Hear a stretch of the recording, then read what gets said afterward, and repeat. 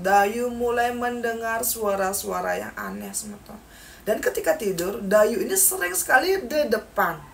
Entah dia itu bermimpi atau memang nyata. Dayu merasa badannya itu sering sekali digigit oleh makhluk yang tidak kasat mata. Tapi Dayu tidak tahu itu apa semeton.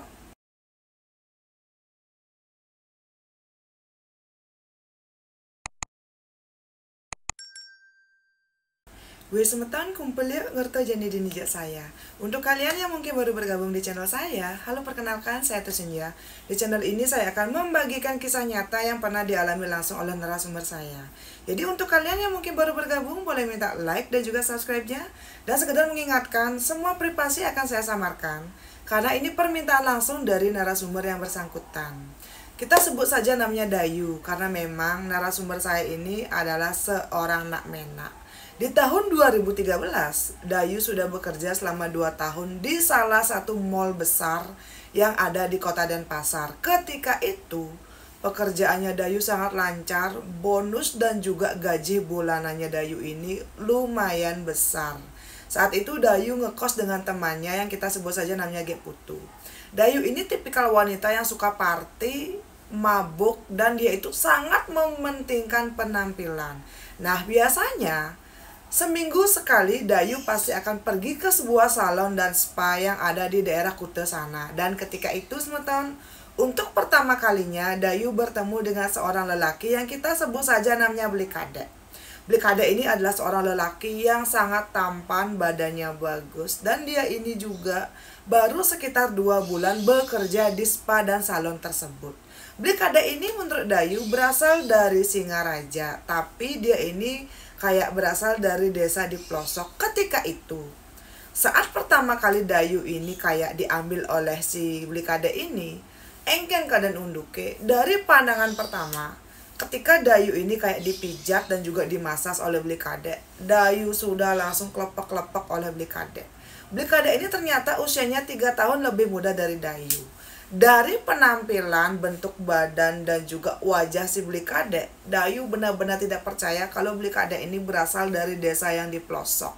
Nah, singkat cerita semeton, karena memang dari pandangan pertama Dayu sudah jatuh cinta, Dayu pun berusaha kesana kesini mencari informasi tentang Blikade. Dan ternyata, menurut informasi yang Dayu dapatkan, Blikade ini adalah salah satu pegawai favorit di spa tersebut. Dan menurut kabar yang dia dengar, Blikade ini salah satu pegawai yang sangat laris dan banyak sekali punya langganan.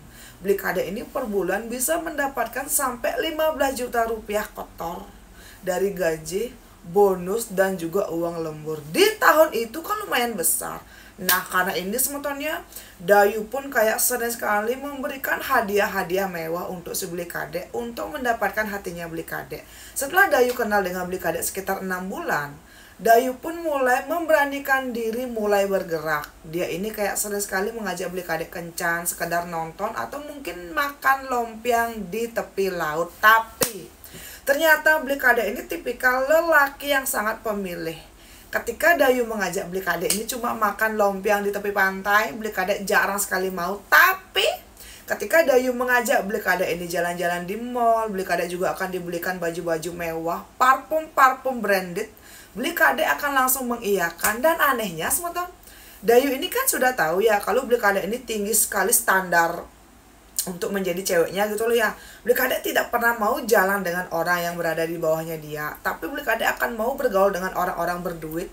Kalaupun tidak berduit ya minimal good looking gitu loh. Nah, si Dayu sudah tahu dan sadar kalau Blikade tipikal lelaki seperti itu. Tapi karena penasaran dan juga rasa egonya si Dayu ini lebih penting, dia pun terus memberikan Blikade ini barang-barang branded dan juga selalu mengutamakan apapun itu yang Blikade inginkan. Akhirnya Dayu pun mengutarakan rasa sukanya dan akhirnya Blikade mau menjadi pacarnya si Dayu.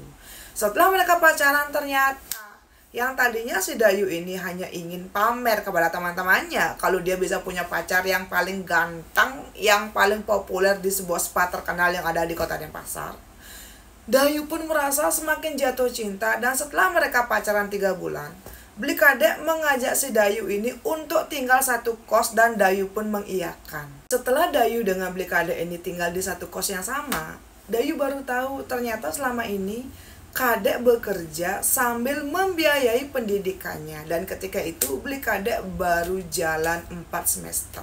Wih, semeton.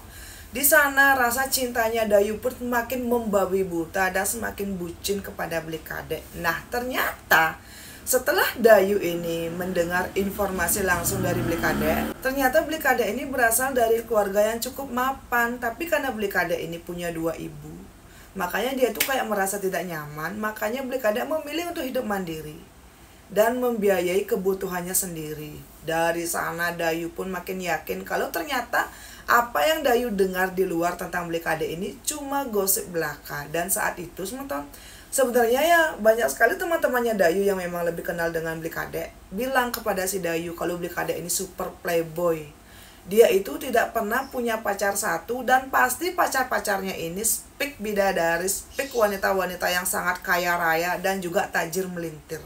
Tapi mungkin karena Dayu sudah kadung jatuh cinta, Dayu tidak pernah sama sekali menghiraukan apapun itu nasihat dari teman-temannya. Nah, sampai mereka pun pacaran 1 tahun, Dayu hamil. Ketika itu, pengeluarannya Beli Kadek ini sedang banyak-banyaknya. Dia itu harus membiayai kebutuhannya untuk kuliah dan juga untuk dirinya sendiri.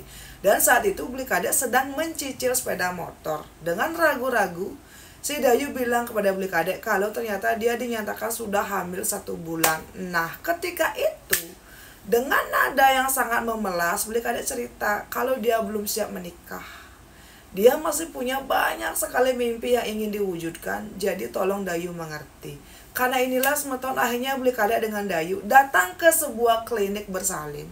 Dan akhirnya mereka pun anak yang ada di perutnya si Dayu. Setelah itu semeton semuanya berjalan dengan lancar, tidak pernah terjadi sesuatu apapun itu gitu loh. Sampai akhirnya 4 bulan setelah Dayu ini melahirkan anak pertamanya, tiba-tiba Dayu hamil kembali.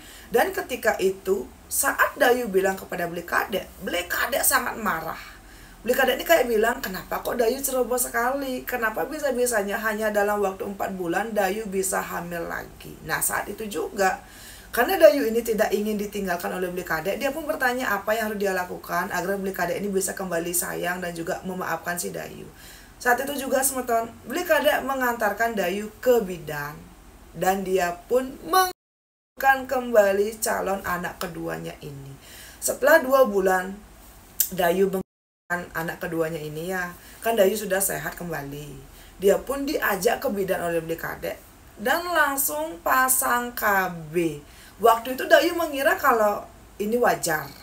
Beli Kadek sedang mengejar mimpinya dan juga mengejar karirnya, jadi wajar kalau dia belum siap menikah. Tapi anehnya semeton, setelah mengandung anak kedua ini, tiba-tiba sikapnya Beli Kadek mulai berubah.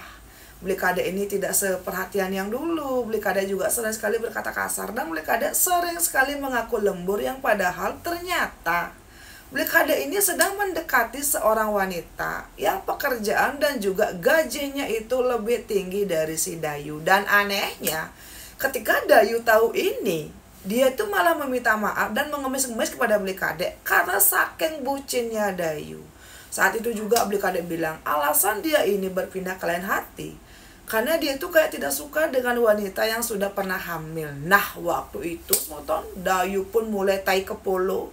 Dia tuh kayak berpikir kenapa kok dia bisa hamil sampai-sampai mengandung 2 kali. Ketika itu Beli Kadek meminta kepada Dayu berhenti bekerja di tempatnya yang sekarang dan ayo kita bekerja di bidang yang sama. Nah, saat itu juga semeton Dayu pun mengiyakan. Akhirnya Beli Kadek pun mencarikan pekerjaan yang lebih bagus di sebuah spa untuk si Dayu. Dan posisinya ini lumayan bagus, yang sebenarnya Dayu kan tidak punya pengalaman.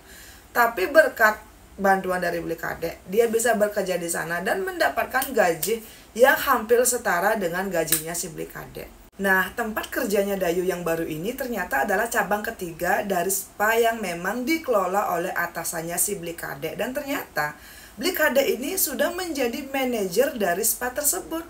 Jarak spa tempatnya Dayu ini bekerja dengan spa yang dipegang oleh Beli Kadek ini lumayan jauh. Di spa baru ini sebetulnya si Dayu sering kali mendengar kalau ternyata si Blik Kade ini sangat playboy dan hampir semua karyawan di spa tersebut sudah pernah tidur dengan si Blik Kade. Dan saat itu tidak ada yang tahu kalau si Dayu ini adalah pacarnya Blik Kade. Blik Kade bilang, jangan bilang kepada siapapun karena kamu kan masuk di tempat ini karena saya. Saya takut nanti kamu dikucilkan. Dan Dayu pun percaya-percaya saja. Dan ketika itu semeton, Dayu tuh kayak bertemu dengan seorang wanita yang berstatus jenders. Dan ternyata si wanita ini sudah berpacaran dengan Blik Kade sekitar 5 bulan, kemudian diputuskan oleh Blik Kade, dan akhirnya si wanita ini hampir saja diri. Dan ada juga gosip yang beredar, Blik Kade ini suka sekali berpacaran dengan atasan di tempat kerjanya untuk cepat naik jabatan dan juga mendapatkan gaji yang lebih besar. Tapi anehnya, kembali lagi, saat seseorang jatuh cinta, tai kucing rasa coklat, Dayu pun tidak pernah mendengarkan gosip-gosip ini. Nah, waktu berjalan semeton, kurang lebih 3 tahun Dayu berpacaran dengan si Blik Kade ya, si Dayu pun hamil kembali. Iya, berarti Dayu ini hamil anak ketiga dari si Blik Kade, yang padahal waktu itu Dayu kan sudah pasang KB. Nah, ketika Blik Kade tahu kalau Dayu ini hamil kembali, Blik Kade tidak mengatakan apapun. Dia pergi dari kos dan ternyata saat itu Blik Kade sudah mendaftar kerja di luar negeri dan Dayu tidak tahu. Selama 2 bulan tidak bertemu dengan Blik Kade, ternyata Blik Kade sedang berada di kampung mengurus surat-surat yang akan dia gunakan untuk bekerja di luar negeri. Ketika itu Blik Kade tidak bisa dihubungi dan Dayu pun bingung banget dong. Karena sikapnya Blik Kade yang kayak mulai mencapakan dia, Dayu nekat pergi ke senggol terdekat membeli jamu Madura. Dan di malam itu sebetulnya Dayu merasa perutnya sangat sakit. Dan besok paginya ketika Dayu terbangun, tempat tidurnya sudah dipenuhi dengan darah dan keluar gumpalan darah kecil. Saat itu juga Dayu pergi ke rumah sakit. Dan di rumah sakit dokter bilang, apa yang Dayu konsumsi sehingga Dayu bisa keguguran. Nah, di sana Dayu merasa sangat senang karena akhirnya bisa mengulungkan panahnya Blik Kade. Tapi di lain sisi, dia tuh kayak ngerasa gak enak karena ketahuan sudah menggunakan oleh dokter yang ada di rumah sakit tersebut. Singkat cerita semeton, selama beberapa minggu ini Dayu pun libur kerja dengan alasan sakit. Dan ketika itu ya ada satu lelaki yang memang perhatian sekali dengan Dayu di tempatnya baru kerja. Dan di sana ini si cowok ini bekerja menjadi sapam semeton. Si cowok ini kita sebut saja namanya Blik Komang. Blik Komang perhatian sekali kepada Dayu. Dan Blik Komang itu taunya Dayu hamil dengan pacarnya. Tapi ya Blik Komang tetap menjaga dan tetap saja merangkul Dayu dengan sebaik mungkin. Ketika itu Dayu tidak bilang kepada Blik Komang kalau ayah dari anak yang dia gugur adalah si Blik Kade. Selama masa-masa si Dayu ini sakit, Blik Komang selalu ada. Nah, waktu itu semeton, kejanggalan pun dimulai. Saat Dayu ini 2 minggu setelah menggugurkan, kan Blik Kade ini masih di kampungnya mengurus semua surat-surat kan. Si Dayu ini mencari informasi ke sana ke sini, tapi tidak ada satupun orang yang tahu di mana alamat kampungnya si Blik Kade. Nah, ketika itu Dayu kan lebih banyak menghabiskan malamnya sendirian di kos. Dayu mulai mendengar suara-suara yang aneh semeton. Dan ketika tidur, Dayu ini sering sekali di depan. Entah dia itu bermimpi atau memang nyata, Dayu merasa badannya itu sering sekali digigit oleh makhluk yang tidak kasat mata. Tapi Dayu tidak tahu itu apa semeton.